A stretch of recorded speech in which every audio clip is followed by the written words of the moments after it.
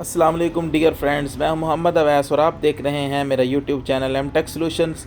प्यारे दोस्तों, यहां पे हमने इंस्टॉल किया है सोलर मैक्स कंपनी का फेल्कॉन सीरीज़ का PV4000 सोलर इन्वर्टर और उसके साथ साथ हमने यूज़ की हैं SDO डिवाइस जो कि ड्यूल आउटपुट या स्मार्ट लोड की शिफ्टिंग के लिए इस्तेमाल की जाती है। और उसके साथ हमने प्रोटेक्शन डिवाइसेस यूज़ की हैं, DC ब्रेकर, AC ब्रेकर।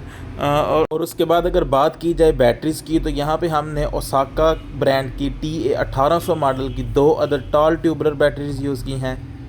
और उसके बाद दोस्तों अगर बात की जाए लोड की, तो इसके ऊपर अपने घर का आप बेसिक तमाम लोड चला सकते हैं।